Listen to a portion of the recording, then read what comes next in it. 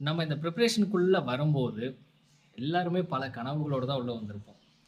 நம்மளும் படிக்கணும். நம்மளும் சீக்கிரமா ஒரு 2 இயர்ஸ்ல இந்த எக்ஸாம கிராக் பண்ணிட்டு போணும். அப்படிங்கிற ஒரு எண்ணம் எல்லாருக்குமே வந்து இருந்திருக்கும். அன்பார்ச்சுனேட்டா ஒண்ணு கைடன்ஸ் வந்து இல்லாம இருந்திருக்கும். நம்ம நல்லா ஹார்ட் ஒர்க் பண்ற ஸ்டேஜ்ல வந்திருப்போம். அந்த டைம்ல நம்மளுக்கு ப்ராப்பரான கைடன்ஸ் வந்து இருக்காது. இல்லையா?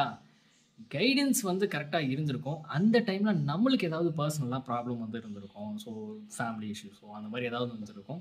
அந்த கைடன்ஸ கரெக்ட்டா யூட்டிலைஸ் பண்ண முடியாம போயிருக்கும். இந்த மாரி 2 விஷயங்கள் வந்து நடந்திருக்கும். இப்படியே போகும்போது 2ண்ட் அட்டெம்ப்ட், 3ர்ட் அட்டெம்ப்ட், 4த் அட்டெம்ப்ட்ன்னு வந்து போயிரும். அண்ட் ஒரு சைடு வந்து பார்த்தோம் அப்படின்னா, ஏர்ன் பண்ற ஸ்டேஜ். அந்த வயச வந்து பார்த்தீங்கன்னா, நம்ம வந்து படிக்கிற ஸ்டேஜ தாண்டி ஏர்ன் பண்ற ஸ்டேஜ்ல வந்து போகும்போதும், நம்ம கையில ஒரு ஜாப் கூட இல்லாம, ஒரு இன்கம் சோர்ஸ் கூட இல்லாம இருக்கும். ஸோ இது இப்படியே போகும்போது, ஒரு சில டைம் மைண்ட்ல வந்து பார்த்தீங்கன்னா, இந்த ஃபினான்ஷியல் ஸ்ட்ரெஸ் அப்படின்னு சொல்லிட்டு ஏறும். கெரியர் நெனச்சு ஒரு பயம் வந்து கண்டிப்பா வரும். இதுல என்ன நடக்கும் அப்படின்னா, நம்ம தான் தப்பு பண்ணிட்டோம். நம்ம ஒழுங்கா யூட்டிலைஸ் பண்ணல அப்படின்னு சொல்லிட்டு நமக்கு நாமே வந்து பார்த்தீங்கன்னா, நம்ம சொல்லிக்க ஆரம்பிப்போம். நம்ம மேல தான் தப்பு. நம்ம இத பண்ணியிருக்கணும். இந்த அட்டெம்ப்ட்ட வந்து கிராக் பண்ணியிருக்கணும். அத அப்படி படிச்சுட்டு போயிருக்கணும். இந்த கொஸ்டின வந்து சால்வ் பண்ணிட்டு போயிருக்கணும். 1 மார்க்ல போச்சு. இந்த மாரிலாம் நமக்கு நாமே வந்து சொல்லி நம்மள போட்டு ஸ்ட்ரெஸ்ஃபுல்லா எடுத்துக்கிற ஆஸ்பிரண்ட் நெறைய பேர் வந்து இருப்பாங்க. பட் இன்னைக்கு தேதியில நம்ம கையில இருக்கிறது பிரசன்ட் டே மட்டும்தான். இந்த முடிஞ்சு போனத வச்சு நெனைக்கணும்.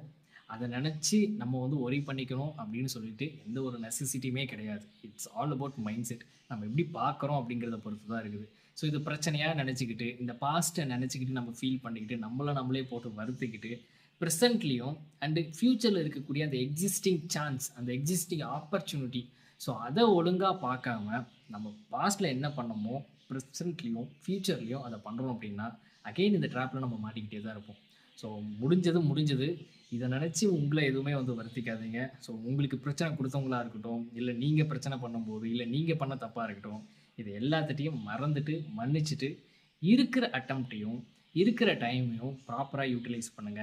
கான்ஃபிடென்ட்டா உட்காந்து கன்சிஸ்டன்ஸா வந்து நீங்க இந்த பிரிப்பரேஷன வந்து பண்ணும்போது, டெஃபினட்டா உங்களோட ஹார்ட் ஒர்க் நெவர் ஃபெயில்ஸ்.